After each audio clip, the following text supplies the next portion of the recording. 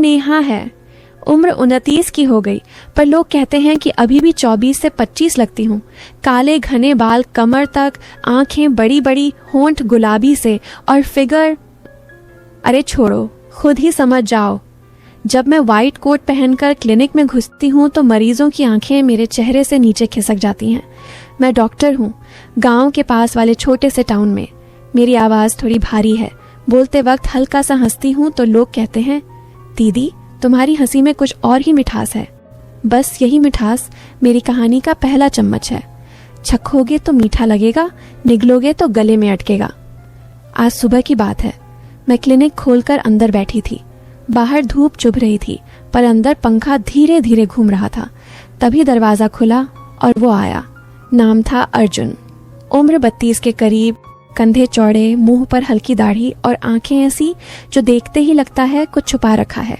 उसने कहा, डॉक्टर साहिबा, मेरी कमर में अजीब सी चुभन है, रात भर सोया नहीं।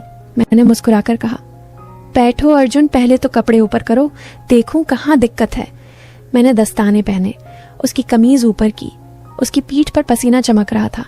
मैंने उंगलियां फिराईं, धीरे धीरे, नरमी से। वो सांस रोककर बैठा था। मैंने पूछा, यहाँ दबाऊं तो? वो बोला, हाँ दीदी। आह, बिल्कुल वहीं। मैंने हल्के से दबाया। वो कराहा। मैंने कहा, अर्जुन तुम्हारी मांसपेशियां बहुत टाइट हैं, रोज ट्रैक्टर चलाते हो ना? वो हंसा। हाँ दीदी, खेत में दिन भर झुककर काम करता हूँ, पर आज ऐसा लग रहा है जैसे कोई मेरे अंदर से खींच रहा हो।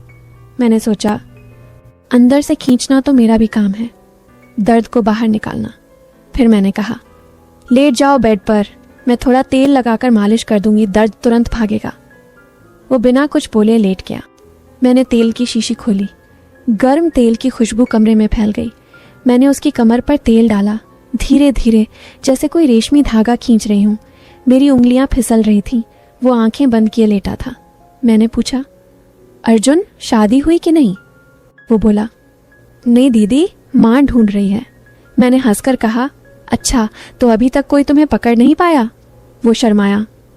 पकड़ने वाली तो आप जैसी चाहिए। मैंने हंसी रोकी, पर दिल में हल्की सी गुदगुदी हुई। मालिश करते करते मैंने उसकी कमर के नीचे हाथ ले जाकर दबाया। वो चौंका।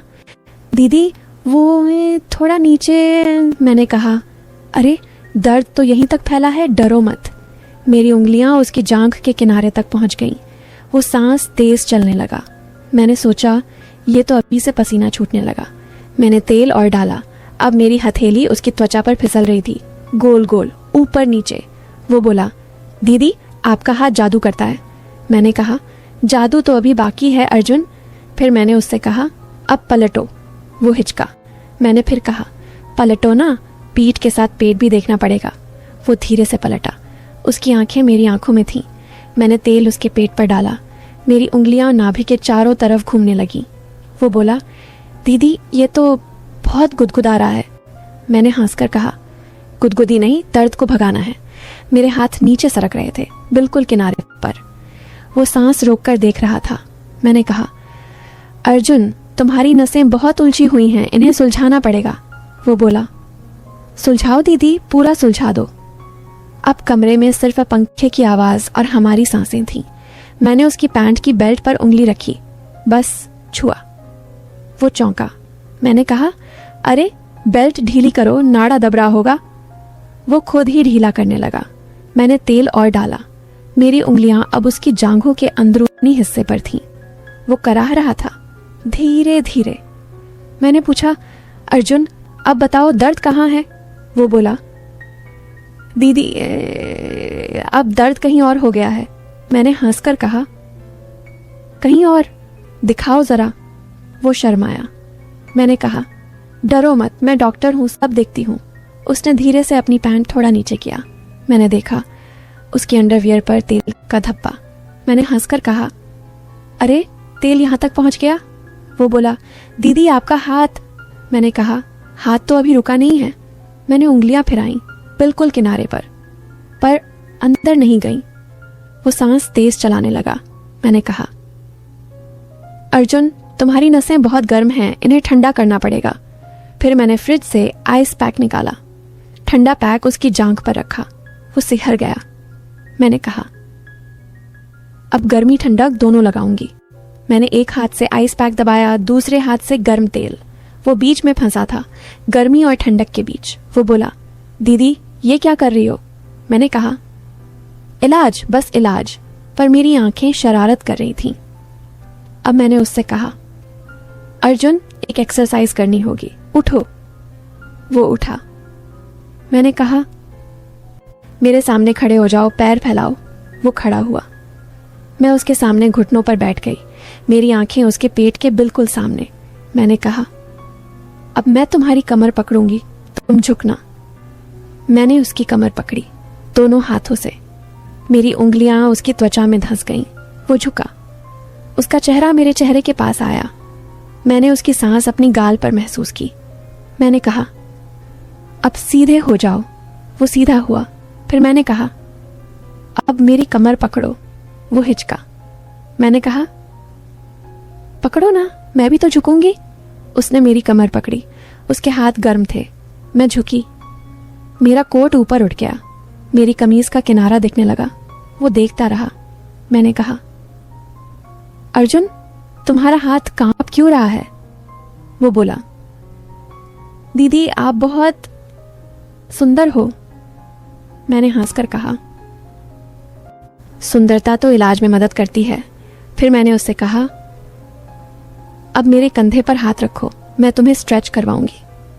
उसने रखा। मैंने उसका हाथ दबाया धीरे से। वो मेरे कंधे से नीचे सरकने लगा। मैंने कहा, रुको, यहीं रुकना है। पर उसका हाथ रुका नहीं। मैंने चौंक कर देखा। वो शर्मा गया। मैंने कहा, अर्जुन गलत जगह दबा दी। वो बोला, सॉरी दीदी। मैंने मुस्कुराकर कहा, कोई बात नहीं, कभी कभी नसें उलझ जाती हैं। फिर मैंने उसे बिठाया। मैं उसके बगल में बैठ गई, बिल्कुल पास। मेरी जांघ उसकी जांघ से सट गई।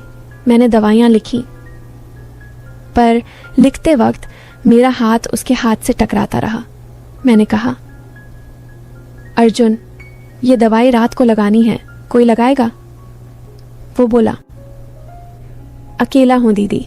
मैंने कहा, तो मैं कल घर आ जाऊंगी, खुद लगा दूंगी। वो खुश हो गया। मैंने कहा, पर एक शर्त है, मम्मी को बोल देना कि डॉक्टर आ रही है, वरना गांव वाले क्या कहेंगे। वो हंसा।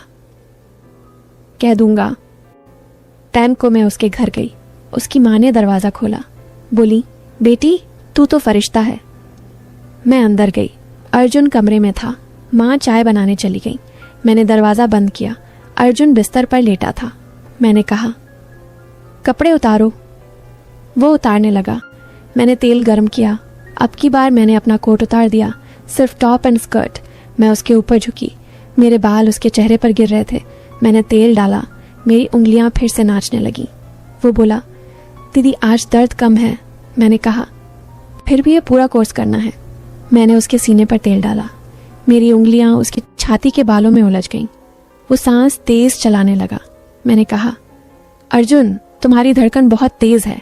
वो बोला, दीदी तुम पास हो ना? मैंने हंसकर कहा, पास तो और आऊंगी। मैं उसके ऊपर अड़ झुकी। मेरी छाती उसके सीने से छूने ही वाली थी। तभी दरवाजा खटका। माँ चाय लेकर आ गई। मैं तुरंत हटी। माँ बोली, बेटा चाय पी लो। हम तीनों बैठकर चाय पीने लगे। माँ ने पूछा, नेहा बेटी तू शादी क्यों नहीं करती? मैंने कहा, माँ जी ये सही लड़का नहीं मिला। अर्जुन चुपके से मुस्कुराया। रात को मैं घर लौटी। सोते वक्त सोचा, ये अर्जुन कुछ अलग है। उसकी आंखों में कुछ था जो मुझे खींच रहा था। पर मैं डॉक्टर हूँ, पेशेंट है वो। फिर भी दिल में हल्की सी हलचल थी। अगले कुछ दिन हम रोज मिलते रहे, कभी क्लिनिक में, कभी उसके घर। हर बार मालिश, हर बार थोड़ा और पास। एक दिन मैंने कहा, अर्जुन अब तुम मुझे मालिश करना सीखो। वो हंसा। मैं लेट गई। उसने मेरी कमर पर हाथ रखा। उसके हाथ कांप रहे थे। मैंने कहा, डरो मत, दबाओ। वो दबाने लगा। मेरी सांसें तेज हो गईं। मैंने आंखें बंद कर ली। उसका हाथ नीचे सरकने लगा। मैंने कहा, अर्जुन बस। वो रुक गया। मैंने पलट कर उसका हाथ पकड़ा। बोली, तुम समझते हो ना?